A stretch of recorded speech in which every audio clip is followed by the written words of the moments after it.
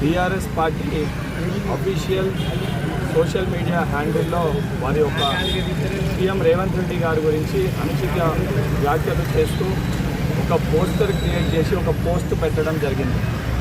ఆ పోస్ట్ వలన తెలంగాణ రాష్ట్ర వ్యాప్తంగా ఉన్న యువకులు, విద్యార్థులు, ప్రజలందరూ కూడా ఈరోజు ఆవేశానికి లోనై ఎందుకు ఈ యొక్క అవాస్తవాలని ముఖ్యమంత్రి గారి పైన ప్రచారం చేస్తున్నారని చెప్పి రోడ్లెక్కే పరిస్థితి. కాంగ్రెస్ పార్టీ శ్రేణులు నిజామాబాద్ పరిధిలో కూడా మేము కూడా పోస్టర్ని చూసి ఏదైతే లేని ఉన్నట్టుగా తప్పుని వారి యొక్క సోషల్ మీడియా హ్యాండిల్స్లో ప్రచారం చేస్తూ రేవంత్ రెడ్డి గారి ఇమేజ్ని స్పాయిల్ చేసే ఒక ప్రయత్నము బీఆర్ఎస్ పార్టీ చేస్తుంది.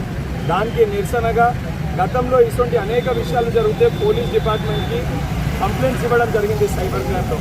అయినా కూడా వాళ్ళు ఇప్పటివరకు దానిపైన మేము చర్యలు చేపడుతున్నామని చెప్తున్నారు.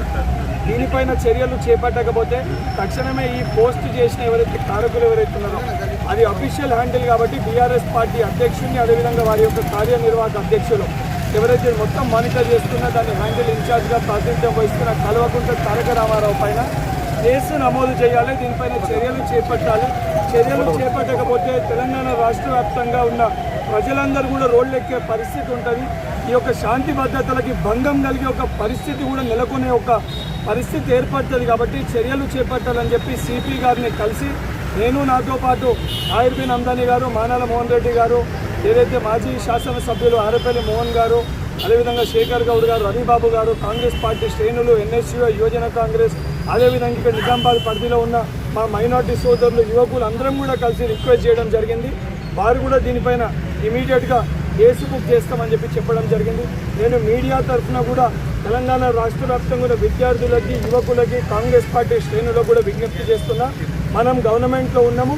బీఆర్ఎస్ పార్టీ వాళ్ళు కావాలని మనల్ని రెచ్చగొట్టనీకి మన ముఖ్యమంత్రి పైన తప్పుడు ప్రచారం చేస్తారు.